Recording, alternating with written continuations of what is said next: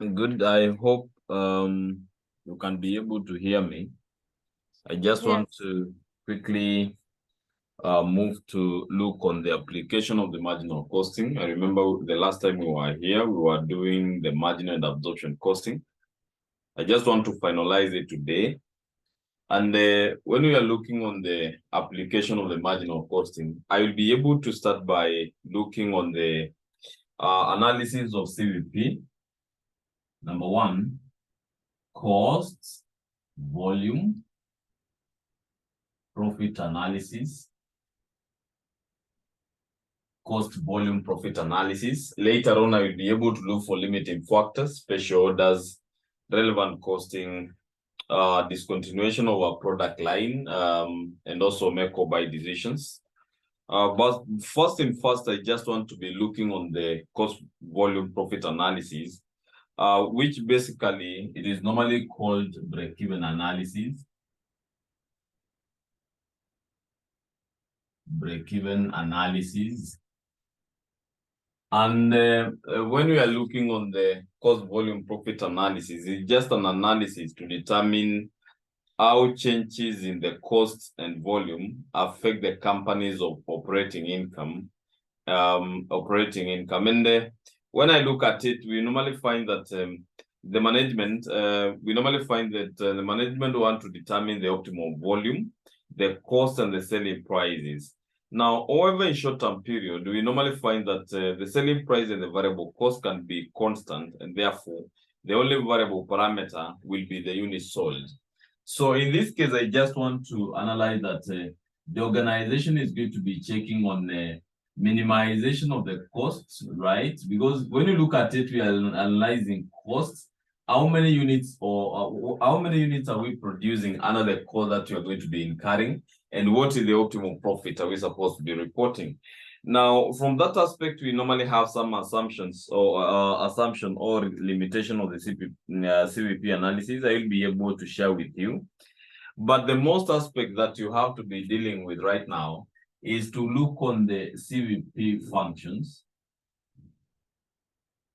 CVP functions. And number one, we are going to be starting with the revenue function. Revenue function. So to get our revenue, right, you say to get my revenue, I take the price times quantity, where our P is equal to the selling price. And our Q, these are the number of units. Number of units sold. Number of units sold. Now, from that background, you'll be able to determine how many units are you supposed to be producing. What is the revenue are we supposed to be reporting from? Taking your selling price per unit, and then you look on the number of units that I was able to sell during the financial year. Number two, we look on the total cost function. So the total cost function, it is denoted by TC. So just say TC is equal to the fixed cost plus variable costs. So where our F is equal to the total fixed cost, our V is equal to the variable cost per unit, and then our Q, these are the number of units purchased. Produced, let me use the word produced. These are the number of units that you are able to produce. When you go to number three, we talk about the profit function. And to get our profit function, we normally say sometime there before, you used to say the total revenue minus total costs. But now at your stage, that is not the case. We say to get our profit is equals to the contribution margin X minus fixed costs. So where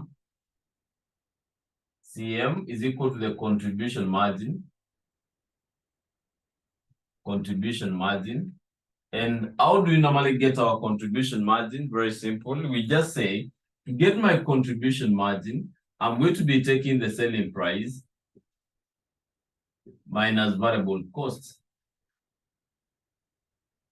The selling price minus the variable cost. That is how you normally get a contribution. Our X in this stage, we talk about the number of units. Number of units sold. Then our F, this is the total fixed cost. So let us ask ourselves, what is a break-even point? What is my break-even point? And I just say a break-even point is a point where the total revenue is equal to the total cost. So at this stage, it means when we are dealing with a break-even point, our profit should be equal to 0. So when the profit is 0, it means, right, to determine the number of units required to break even, we are just saying, if my profit is 0, I just use the profit function, contribution margin formula, minus fixed cost if the profit is 0. And we say, make X the subject, make X the subject. So in this case, I just take the F on the other side, contribution margin X, divide here by CM, divide here by CM.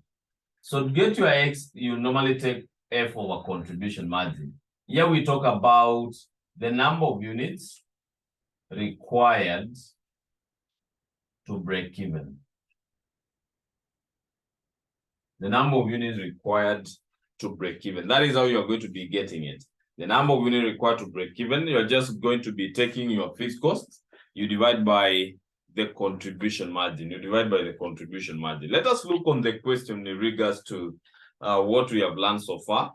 So I'll start with September 2021. Farah will be reading for us right now. So the question is right here. Question 5B, kindly.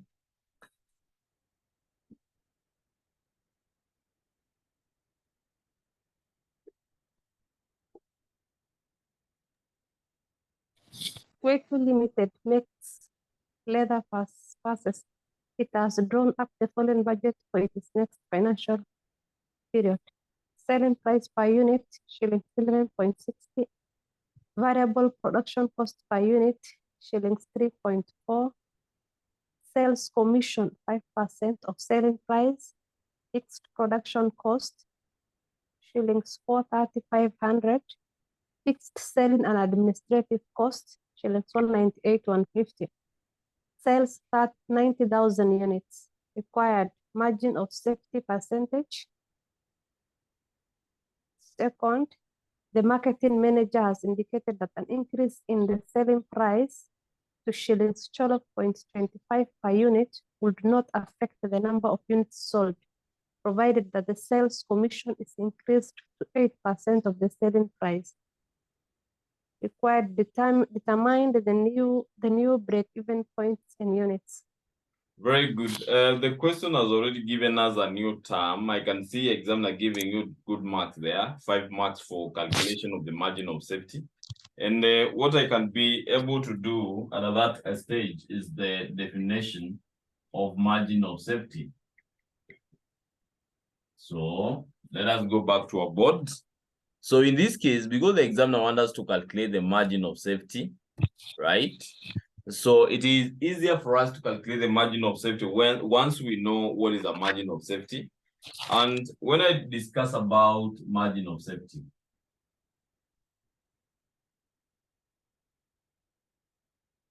so when we talk about the margin of safety, we are looking on the excess sales.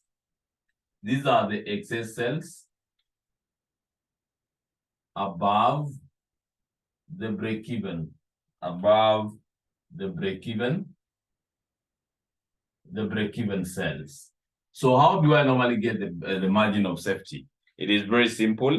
I just say, let me take the current. The examiner might be using the current, estimated, projected sales. You normally use different names there, minus break-even sales. Break-even sales. So I just want us by looking on a break-even sales. Break-even sales. Now in this case, we are saying just take X, which is equal to F over CM, right? What is our total fixed cost in this scenario? So let me check here. What is my fixed cost here? As per the question, I've been given two fixed costs. One, 430, 500 plus, that is the fixed production cost. I had the fixed selling and administrative costs of 198, 150. 198, 150. How much am I getting here? So 430, 500 plus 198, 150. We get 628, 650, 650. Then on my contribution margin, I say, I take the selling price minus the variable cost. So the selling price given in my question, I've been given what? The examiner has already given me the selling price of 11.60 minus my variable cost.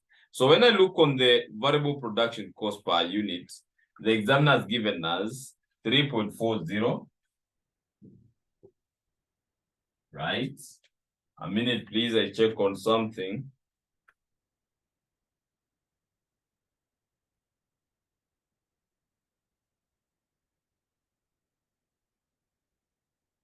Then we are being told there is a commission.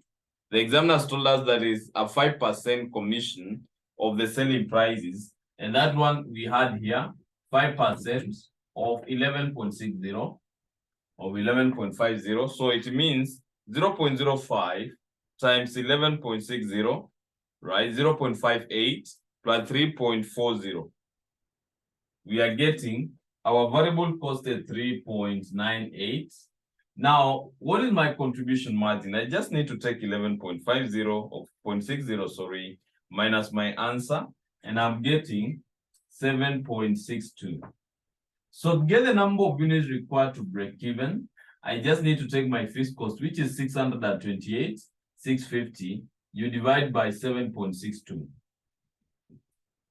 So it will be 6.62. It will be 628, 650 divided by my answer. I'm getting 82,500 units. 500 units. So these are my break-even units, and we are being asked the margin of safety percentage. So let me first get the margin of safety. I say, to get the margin of safety, the examiner has already given me the number of units they are projecting to sell, and they are selling 9,000 minus 82,500. They are projected to sell 90, but the break-even is 82.5. In simpler terms, I normally look at it as the margin of safety at the reported profit, because if we are able to, if 82,500 is, these are the number of units in which the organization is going to be matching the the expense of the organization, then the extra unit that we are going to be selling, it means is our profit. So that is how I normally look on the margin of safety. So how much is this? So 90,000 minus my answer, you are getting 7,500 units. 7,500 units. If the examiner had already asked about the margin of safety in Kenya shillings, you could have taken 7,500 times the selling prices. My selling price, sorry, which is 11.60. Let me multiply here by 11.60, and I'm getting Kenya shillings 87,000. This is our margin of safety in Kenya shillings. But this is not what the examiner is asking, but he might be asking this semester. So that is why I've already done there. But the examiner wants us to calculate the percentage of margin of safety. Now, to calculate this margin of safety percentage, I'm just going to be looking on the margin of safety, which you have gotten 7,500, right? You just take 7,500. You divide by, right, the projected sales, which you are getting as 90,000. And then you multiply by 100%. You multiply by 100%. So 7,500, you divide by 90,000, right? Then you multiply by 100%. I'm getting 8.33. 8.3%. 8.33%. 8.33%. Now, from there, we have been told part 2 that the examiner or the marketing manager has indicated that an increase in the selling price to 12.25 per unit will not affect the number of units sold, provided that the sales commission is increased to 8% of the selling price. So, can we be able to determine this? Yes, we can. So, in this case, because the examiner is asking us to determine the new break-even points in unit, we already have to write the formula first. X is equals to F over CM, right? The fixed cost of hours already we know. It is 11.60 minus, we are being given the variable cost, sorry. The new one, the examiner, that the new selling price the examiner is giving out there, we are being given 12.25. The variable cost is no, the production cost is not going to be changing, but the commission is changing 8% to 12.25. 12.25 times 0.08, 0.98 plus 3.40. And here, right now, we are getting 4.38. So I just need to take 12.25 minus my answer, and I'm getting 7.87. So what is my new break-even point in units? I just need to take the fixed costs. We have gotten 628, 650. You divide by 7.87, right? So 628, 650. I divide by my answer. I'm getting 79, right? 79, 879 units. We have said if the examiner had asked to get the break-even in shillings, I just need to take 79,879 and multiply by the selling prices, which is 12.25. How much am I getting there? 12.25. I'm getting 978, 978, 521, 521, 521, 521, 521. Then there is an, oh, good. So that is what you are supposed to be doing to get 8 marks. Let us do 2016 May. 2016 May now.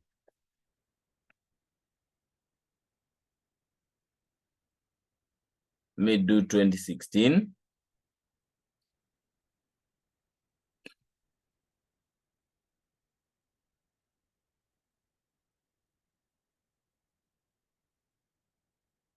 May 2016.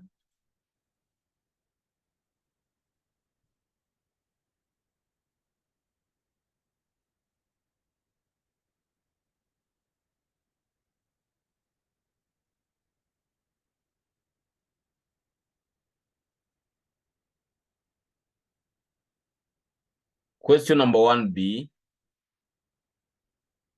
Joe, you can read for us.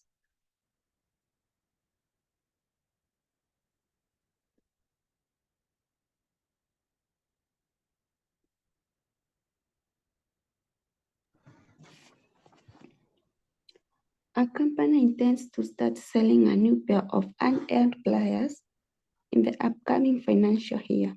The company wishes to establish how many unearned pliers should be sold in order to break even on its investment. The chief accountant has provided the following data. Fixed cost, we have metal handling machine, 1 million. Plastic clip molder, 250,000. Sander, 50,000. Variable cost per unit, packing material, 400 shillings. Raw material, 700. Clip metal, 200. Shipping, 75. Additional information.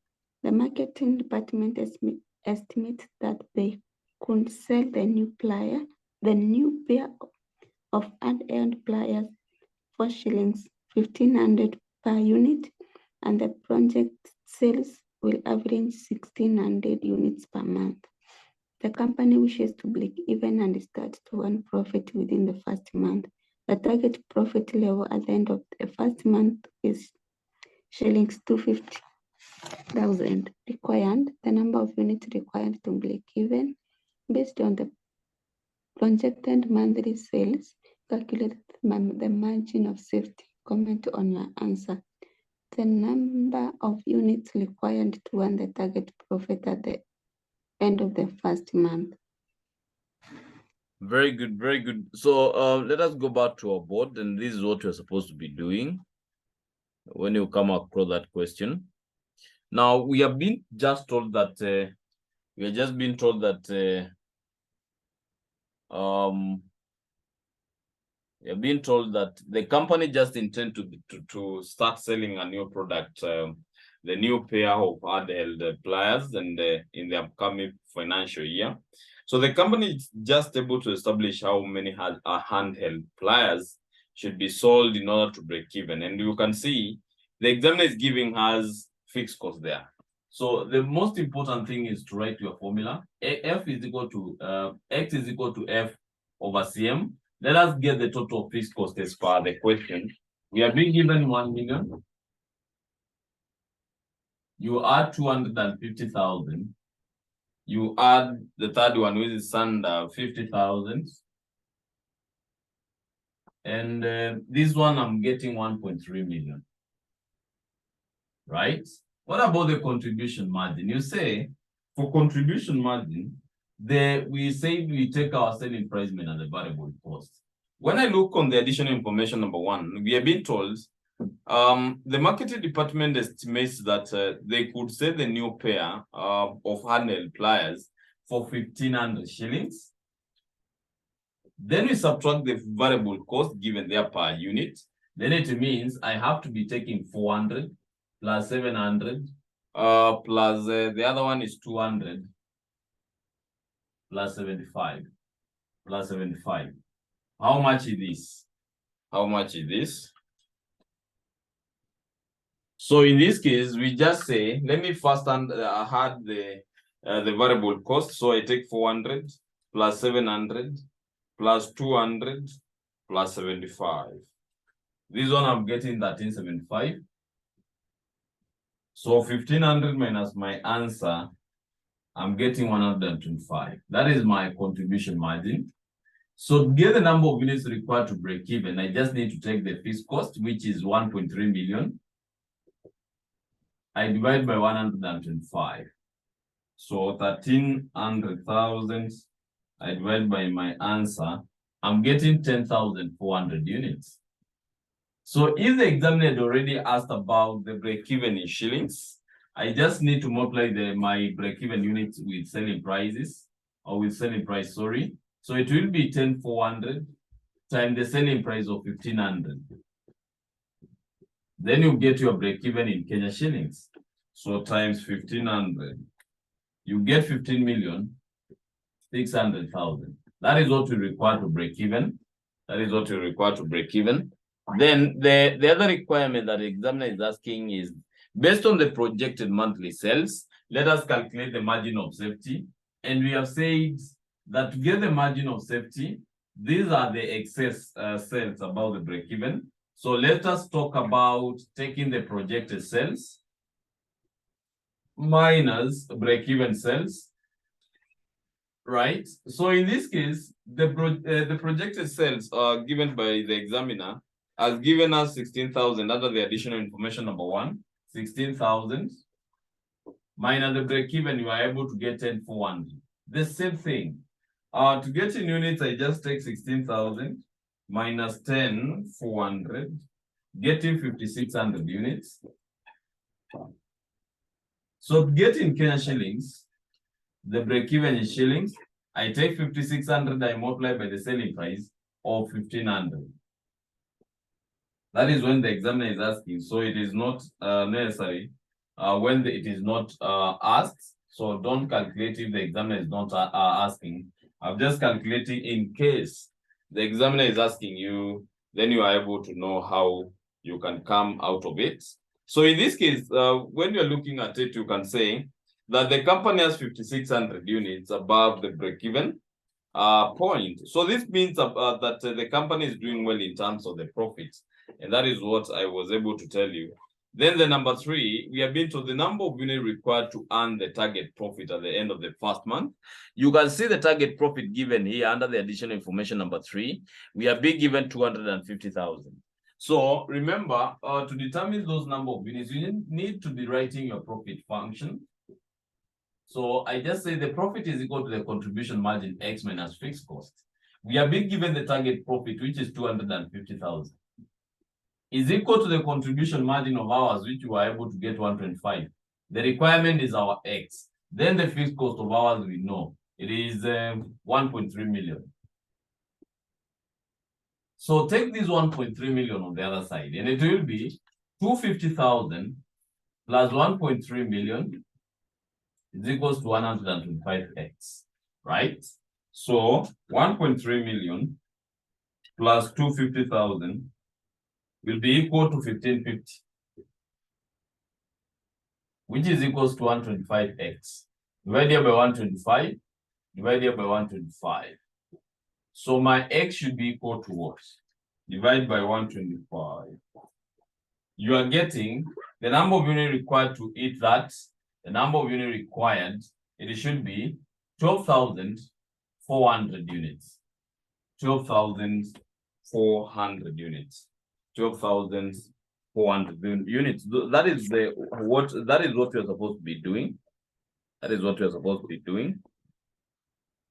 So I just want to focus my attention to something different. I think you are able to, in case you come across this kind of questions now, I know you can be able to do it very well without any challenge so far. I just want to focus my attention to something different, the second application of marginal costing. And in this case, we are discussing about limiting factor. So in this case, we are discussing about a limiting factor analysis. It is very common in your past papers, right?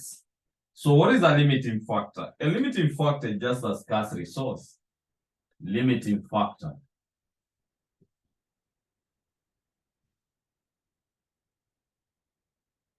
And it is easy to understand what is a limiting factor because when you look at it, we normally say that every time an organization is trying to produce, there is a target profit in which they want to report. And in these scenarios, when the organization is looking to meet a certain projected sales, then it means it should be expecting to, the organization will be expecting to match a certain, is going to be looking on how can I be able to match certain demand in the market, because we want to sell more, we want to be getting more profit, and because we are in business, we want to hit our targets. And in this scenario, there must be something that is derailing us to meet a certain projection or certain demand. Because, for example, I'll give a live example like Airtel. Airtel is struggling, for instance, to meet the demands of its consumers across the country. And that is the reason is why they are unable to meet that demand. Maybe there is a limiting factor in terms of money, capital, for instance, to make sure that everybody is able to enjoy their internet. So in this case, that is where we are saying that the capacity of production may not be sufficient, right? We are saying that the capacity of production may not be sufficient, and this means that the units produced may not be adequate to meet the market demand. So we might be in this scenario, we are saying that capacity constraints may exist. Capacity constraints may exist. We must be having some things which are not making us achieve our target. That is why we are talking about the capacity constraints will be able to exist. Now, in this scenario, we are saying a limiting factor is any constraint or scarce resource which is more sufficient, right? So this is a scarce resource which is not sufficient to meet expected targets. to meet the expected target. So it means there must be something that is making us not to meet that demand. So in this case, it might be, sometimes it might be labor hours. These are in production. We might be talking about machine hours, etc. It might be the material costs. We are not able to buy our materials on time and so on. So what are the steps that we're going to be following when we are calculating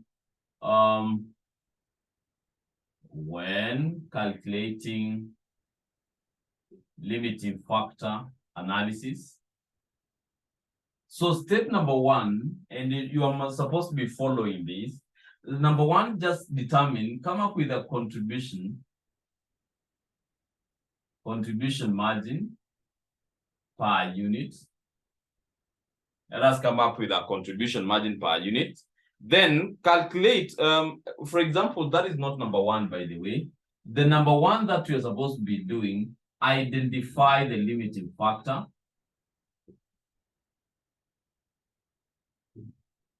Identify your limiting factor. Number two, calculate the contribution margin. Contribution margin per unit.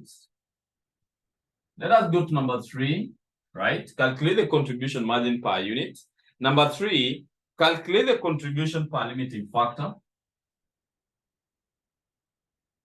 The contribution margin per limiting factor. Number four, right? Number four, we are going to be ranking the product based on the contribution.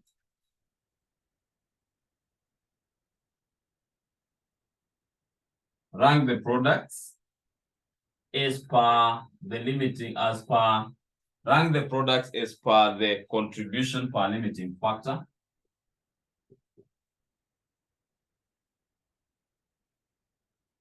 As per the limiting factor. Then produce as per the ranking. Number five.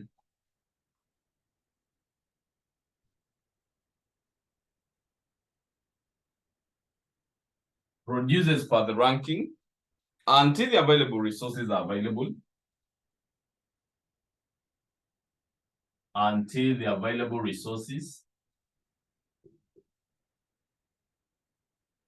Produce as per the ranking until the available resources are exhausted. Produce as per the ranking until the available resources are exhausted. Those are the steps that you're supposed to be following when you're calculating the limiting factor analysis. So I just want us to do a very simple question, a question which was tested somewhere. There is a question which was tested for limiting factor, and that was in May 2021. But I will be able to read for us. May 2021.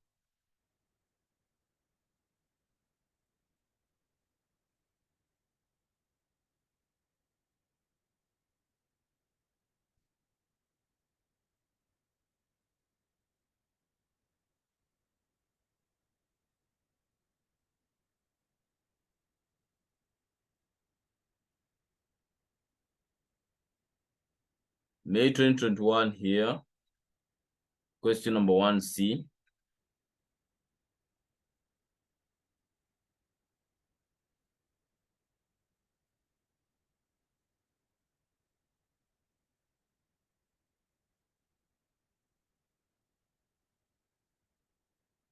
think it's the one for Lenga Ju, right? Lenga Limited, sorry. Continue. Lengo Limited manufactures three products, namely A, B, and C. The following data relates to the three products. Products A, B, C. Selling price per unit, 250, 320, 460. Production cost per unit, variable overheads, 16, 20, 28. Installation labor, 24, 32, 44. Manufacturing labor, 40, 55, 70. Raw materials, 70, 110, 155. Additional information. Highly skilled labor is required for installation of three products in the customer's premises. A maximum of 25,000 hours of highly skilled labor are currently available at shillings 8 per hour during the production period. Fixed cost for the production period are shillings for 50,000. The maximum demand for products A, B, and C is 2,000 units, 3,000 units, 1,800 units respectively. Required. The current shortfall in highly skilled labor at maximum demand, the optimal product mix, the resultant profits at the optimal production mix. So when I look on this question of limiting factor, I remember the first thing that is supposed to be clicking on my mind, what are the steps? What are steps am I supposed to be following? And number one, we said, let us look on because number one, they're asking the shortfall, but first, let me explain about the limiting factor. So number one, we said identify the limiting factor, and that is the key. So not number one, we are being told high skilled labor is required for installation of the 3 products in the customer premises, but we are being given a maximum. What is the maximum? It means we cannot exceed 25,000 hours of highly skilled labor. So when I'm doing my question, I know very well that the installation labor, it is limited because we are being told 25,000 hours of highly skilled labor are currently available at 8 shillings per hour during the production period, right?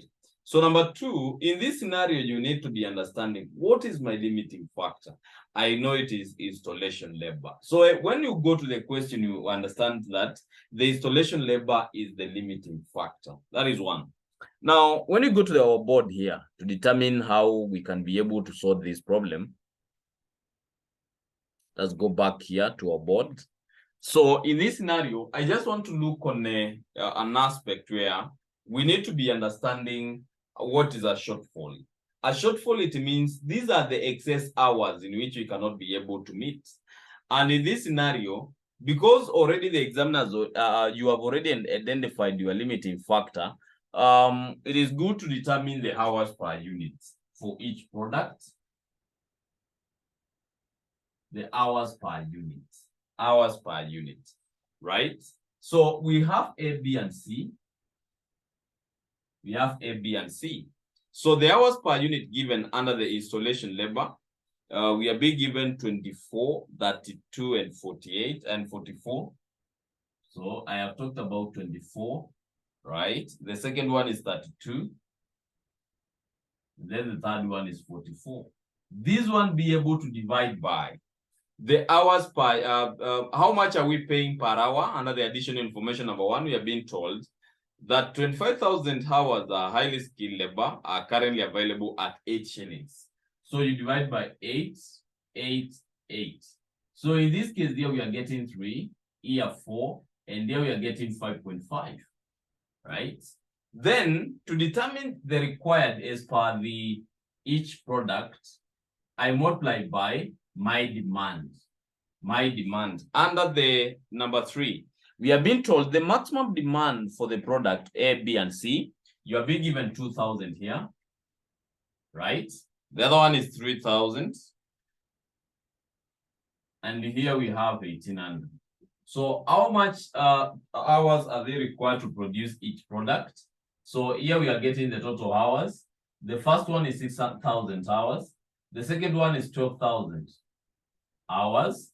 Then the third one, 5.5 times 1,800, and I'm getting 9,900 hours. So let me look on the hours required. The hours required, we have 9,900 plus 12,000 plus 6,000. We are getting 27,900 hours. Then we less available hours. Let us less available hours. And available hours is per the examination 25,000. So subtract here to get the shortfall, or we normally talk about the excess or shortfall. So minus 25,000 and I'm getting 2,900 hours. So it means that the organization cannot be able to afford 2,900 hours. The organization cannot be able to afford, and that is why we are discussing about the excess. So in subject to the limiting factor, it means we cannot be able to produce all these units. We cannot be able to produce these units. We have to be producers per available hours, right? Let us do that by first calculating the contribution margin, because already we have identified the limiting factor. So the first job is to determine, to calculate the contribution margin. And to calculate the contribution margin, remember we said we take our selling prices, right? We take our selling price. Our selling price in this scenario, we have for product A, 250. Here we talk about 320. Then the last one is 460. Then let us less a variable cost. Less our variable cost. I will start with variable overheads. Our variable overhead is 16, 20, 28. Right? The other one is installation labor. Our installation labor, we have 2432. We have 44, right? Then we have manufacturing labor. Our manufacturing labor, we have 40, 55, we have 70, right? Then the raw materials given there. The raw materials, we have 70. We have 110. Then the last one, we have 155. So what is our contribution margin here? So let me start with A. It will be 250 minus 16 minus 24, right? Minus 40 minus 70. And I'm getting 100. The other one is 320 minus 20 minus that 2 minus 55 minus 110. Here we are getting 103. Then the last one is 460 minus 28 minus 44 minus 70 minus 155, getting 163. To get the contribution per hour, divide here by hours per unit of your limiting factor. Hours per unit. And remember here we said it is 3. Here we said it's 4. Here we said it's 5.5. What is our contribution per hour? Contribution per hour. The first one is at 3.3. Number 2, 103 divided by 4, we get 25.75.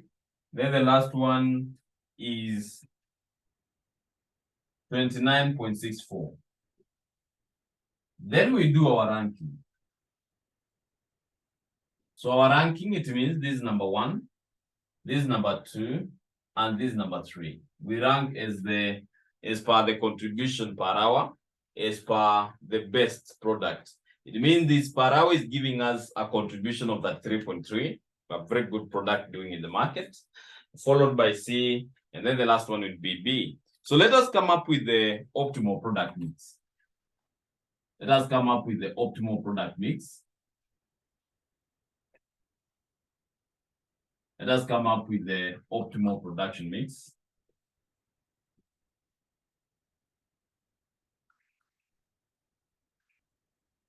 And remember here we have said you produce as per ranking.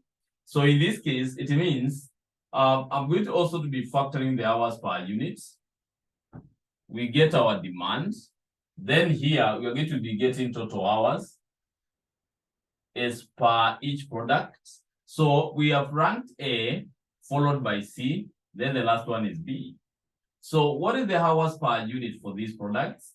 I remember for A was 3, for B was 4, then this was 5.5. Multiply by the demand, right? So A, the demand is 2,000, getting total of 6,000 hours. C, right? What is the demand for C? it is 1800. And do you know what is our benchmark? We are following the available hours. 25,000. So remember why when I'm producing the second product is because I'm unable to exhaust the 25,000.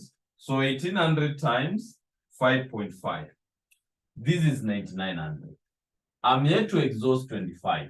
How many hours remaining? I just need to add my 6,000 there. And I say the remaining hours. So the total of this is 5,900. So I take 25,000 minus my answer, and I'm getting the remaining hours in 9,100. So how many units are you supposed to be producing here? I divide 9,100 by 4. I'm getting 2275. 2275 for B. So it means the organization cannot be able to produce 3,000. But what is available now, we can produce 2275 based on the available hours. Now, in this case, I can see examiner asking you the resultant profits. The resultant profits. So to get my resultant profit, remember now this is what I can produce, right? So let us get the contribution margin for each product for A, B, and C. So for A was 100. For B, it was around 103. For C was 163. Then you multiply by units. So our units here for A is 2,000 as per our optimal product mix. For B, 2275. For C, we have 1,800. What is the total contribution here? So the contribution is the one that we are getting down there. So how much is it? The first one is 200,000. The second one is 103 times 2275. Get it 234. 234, 325. 163 times 1,800. Getting 293. 400. How much is this? So plus 234. 325 plus 200,000, getting 727, 725. Let us less our fixed cost. So our fixed cost is how much? So as per the question, we are being given the fixed cost as 450 as per the additional information number 2, 450,000. So what is our profit here? So I just take 450, I just plug out 450, and I'm getting 277, right? 725. 277, 725. 725. That is how you do a question of limiting factor. Any question? Any question before we progress? Any question? Farah?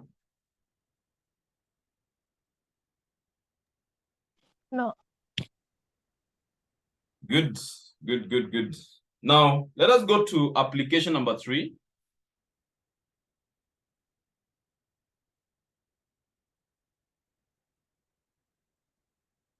Application, the third application for limiting factor, right? So the third application, we talk about special orders.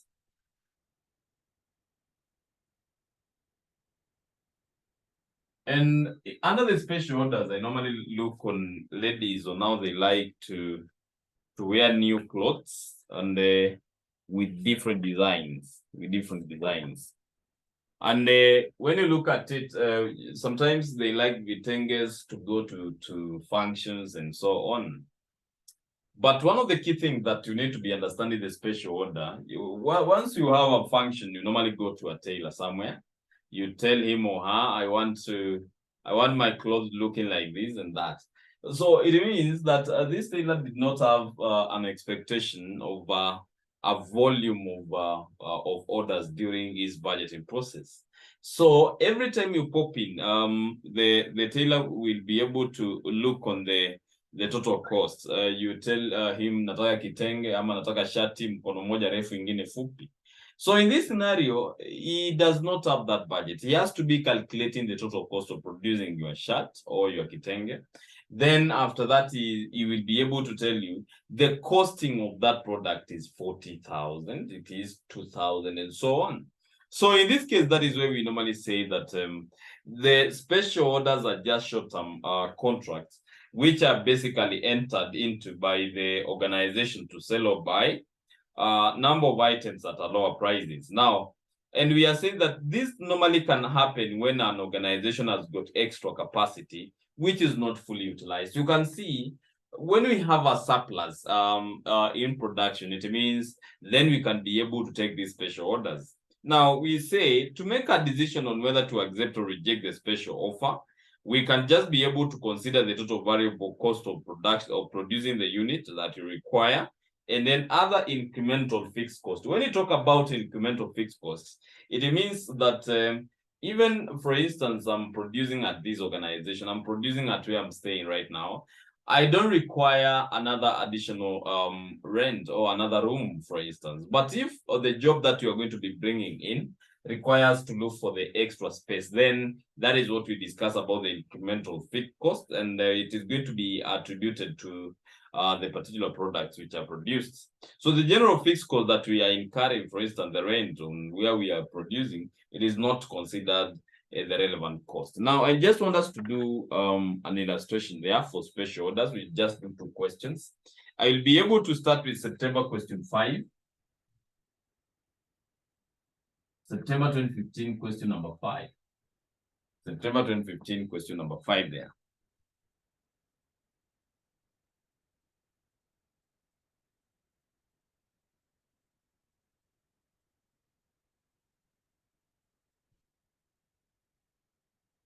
A minute, please.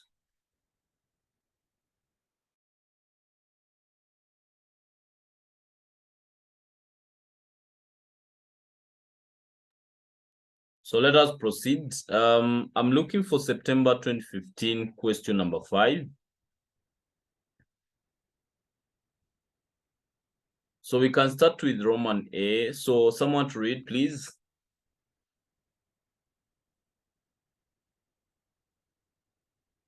Someone to read. Omega Manufacturers Limited has just acquired new production facilities to produce product Omega. The product will be produced in 2 departments, crushing and filtering. Additional information, the product will retail at a price of shillings 500 per liter. Variable production cost are as follows. Direct materials for crushing 50, non-filtering, direct labor 150-40, variable production overheads 40-20. Fixed production overheads amount to shillings 5 million for both departments. The crushing department is currently operating at a full capacity with available labor hours being 10,000. Each unit of Omega requires 0.25 hours in the crushing department, required break-even point in units and revenue, margin of safety in units, current budget and profit. Very good. You can see we have a very good question there, which is taking us back to what we have already done, but it is good for practice. I'm just saying that Omega will be able to produce. And when we look on the additional information, because we know now how to get the break-even point in units, we have already said that you have to be taking the fixed cost, which you are given under the note number 3. And then the variable cost, we need to do the summation for both the crushing and filtering to determine what is the total variable cost per unit, so that we can be able to get the contribution margin. So this is what we are supposed to be doing under this question. This is what you have to do. Now, so if it is looking like this, the most important aspect is to calculate the break-even point in units. And we say to get our X, we need to take F over CM. Our fixed cost we are being given is 5 million. Our contribution margin of ours, we said we take the selling price minus the variable cost. Under the additional information number 1, the selling price is 500. The variable cost you add for both filtering and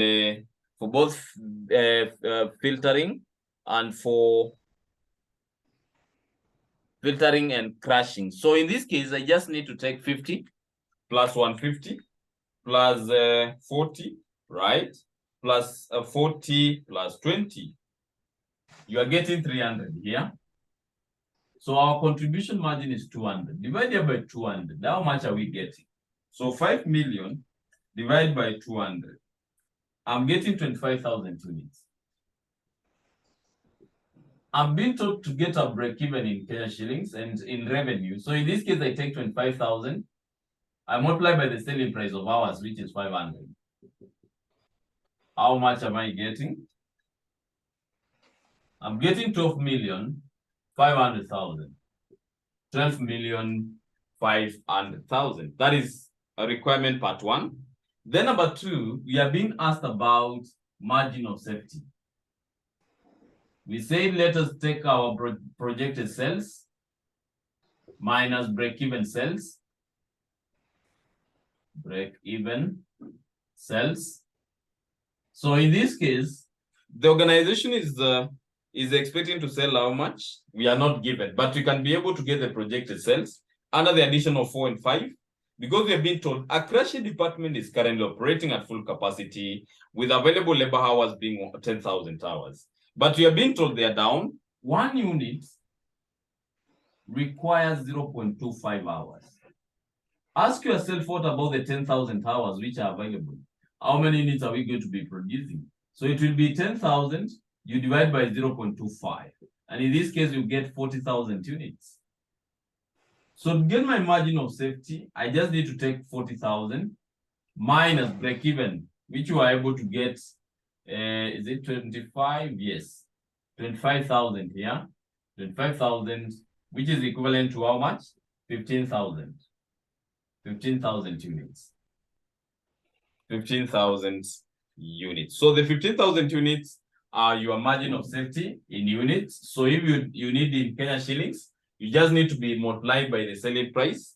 Now, from there, we go to part 3, and the examiner is asking you about the budgeted what? The budgeted profits. You are able to tell your examiner to get your profits, you just need to take contribution margin X minus a fixed costs. So our contribution margin, we know it is around 200. The budgeted units are here, 40,000. Minus your fixed cost, which is 5 million. What will be our budgeted profits? 40,000 times 200 minus 5 million.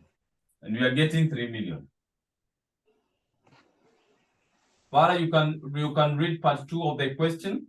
That is part A, already done. What about part B? Right, part B now. Let us go to part B.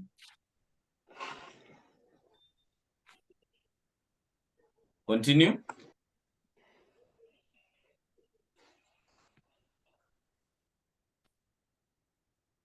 Farah, move on. A customer has offered to purchase 2,000 units of product Alpha, another product that Omega Manufacturers Limited can produce with the new production facility. Cost data is as follows for product Alpha. Cost per unit, crushing and filtering. Direct materials 250, direct labor 380, variable production overhead 50/20. Each unit of Alpha requires 0.5 hours in crushing department. The customer has offered a price of shilling 1,500 per unit of Alpha. Incremental fixed cost associated with the offer amount to shillings 1 million. Required advice the company on whether to accept the offer. It is a good question by determining that already. The contribution margin of ours, we are getting 200 when we are doing product Alpha, Omega, sorry. But we are being told that this organization, a customer just offered to purchase 2,000 units of product Alpha, another product that Omega produces. And we can see in this scenario, there is a cost of production. To determine it, I was talking about the special orders. To be able to do that question, the first thing that we need to be doing is calculating the production cost per unit. And then we compare with what the examiner is offering. I can see the examiner in note number 3 is offering 1,500 units per unit Alpha. So can we be able to see if there is anything we are generating out of this business? So in this scenario, this is what you do. This is what you do here. Now it is very simple, since the most important aspect is to calculate the production cost per unit. So let us have a column of Kenya shillings here. So this product alpha requires what? We are being given there by the examiner that it requires, right? We are being told it requires direct materials given as 250. So we just write material here. 250, right? What is that it require? We have been talked about direct labor. Direct labor, if you sum both, it is 380, right? If you add the crushing and filtering for labor, we have the variable overheads. Variable overheads of ours is how much? We are being given 80. Is this 80 or 70? It should be 70. Look on the fixed production cost. The fixed production overheads. We were being told there will be an incremental, and we said it should be relevant. So the incremental is 1 million. You divide by the number of units, considering that you are doing the production cost per unit. So we divide by 2,000 and we are getting 500. Right? And remember, because we are producing alpha, then the other product that you are producing, right? The other product that you are producing, which is product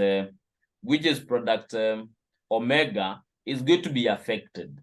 So in this scenario, you need to be factoring the contribution lost. So what is the contribution loss? Remember, we were getting a contribution of 200 shillings, right? This is what we were getting earlier. But now, because we want to take this order, then it means you need to stop producing this. Kwanza shughulikie hii, right? So in this case, you just say, under the new terms, we are saying that each unit of alpha requires 0.5 hours in crushing department.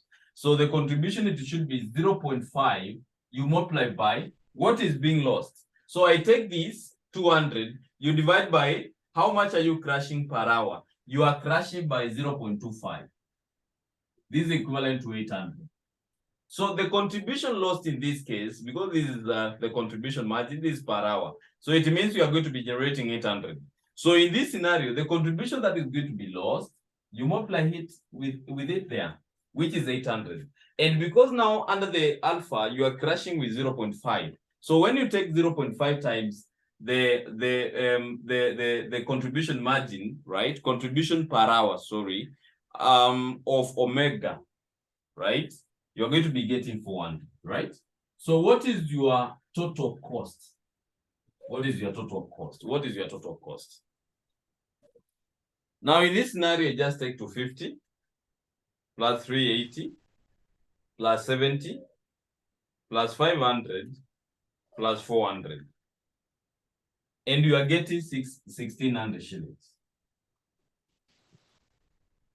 What is the offer price? So in this case, I'm going to be comparing with the offer price, which is given as 1,500.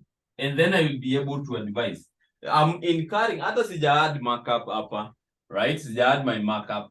But you can see what the total cost of production for alpha is more than the offer price. So what can you be able to advise? You say the company should reject the offer. The company should reject the offer. The company should be able to reject the offer since the production costs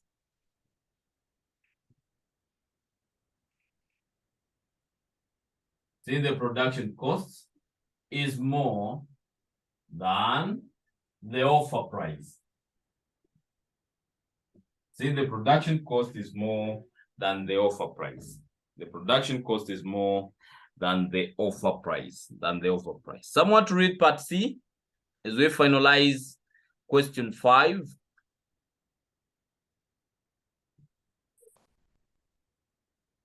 Part C. Yes. The management is considering a proposal to establish a new market in the neighboring country for product Omega. This will require expansion of the production facility. The proposal will increase the cost as follows. Advertising expenses, 10% of revenue, traveling expenses, 10% of prime cost, fixed production overhead shillings 2.5 million. Target annual sales volume will be 10,000 units in the new market at a price of shillings 900 per unit. Advise the company on whether it should market product Omega in the new country. Very good. The question still is the progress of our Omega manufacturers. And we are saying that advise whether the company will be able to produce or to be able to market the new product in the new country. We can be able to advise if, for example, the profit statement per unit of this product is going to be giving the organization a profit. So in this case, because we have to be looking on it, it means what you're supposed to be calculating so that you can advise, it is a profit, right? Let us look at it here. So a profit is the one that you're supposed to be calculating. Profit statement per unit. Kenya shillings here. So the revenue given, it is 900. Right? That is as per the question. The revenue that is given is 900 per unit. Right? Then from there, we are talking about, because we have been told the proposal will increase the cost as follows. Remember the variable costs of Omega, right? The variable cost of Omega is for the number 1 or number A, 5A, it was 300. It was 300. That was the variable cost, right? Then the additional cost, it will be advertising. Advertising expenses. So how much is the advertising expenses? We have been told it is 10% of revenue. So I just take 10% of 900, get 90, right? From there, we have been told about traveling expenses. Traveling expenses, which we have been told is 10% of prime costs. 10% of prime costs. So the prime cost is what? 10% of prime costs. When you look on the requirement of Omega, the prime cost is material and labor. When you look as per the question, material and labor, these are the prime costs. So it means we have to be excluding the what is it? We have to be excluding the overhead, the variable production overhead of 60. So it means I take 50 for direct material, direct labor 150, and 40 for crushing. So that equates to 240. So this is 24, right? That is the traveling expenses. And then we have the fixed production overheads. Should be per unit. In this scenario, I can see the examiner is giving you 22.5 million, right? For producing how many units? Let me see here. We have been told the target annual sales volume will be 10. So divide here by 10. And in this case, it comes to 250, right? 250. Look whether there is a profit. And I can see we can get one. So in this case, we are saying take 90 minus 300 minus 90 minus 24 minus 250. Right? Have I done very well? I don't know. Right. I have said 900 minus 300 minus 90 minus 24 minus 250. And you are getting 236, which is profit. So if the product is going to be giving you this profit, you say the company should market the product. The company should market. The company should market the product since it is profitable. Since it is profitable. The company should be able to market that product since it is profitable. That is how you do the question. Any question? Any question there? No. Now, if we don't have any question, I will just be able to stop at that point. And I will share the notes with you so that you can go through them. Those are the three main areas of concern. Then tomorrow, once we meet, we are going to be doing budgeting and budgetary control. The other three, I will give you notes for relevant costing. You just read them. We shall be able to do the question for relevant costing once you understand the notes, because we have to be relying on the notes. For the other discontinuation of the product line, we shall be engaging that at the end, because we have to be relying on our questions which are not within our data that we currently have.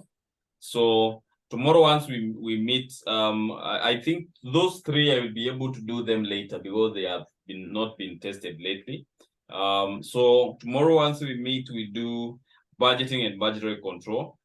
We push it a bit. I think also it will be, we can be able to finalize it tomorrow, so that next week we can be able to embark on other areas of concern.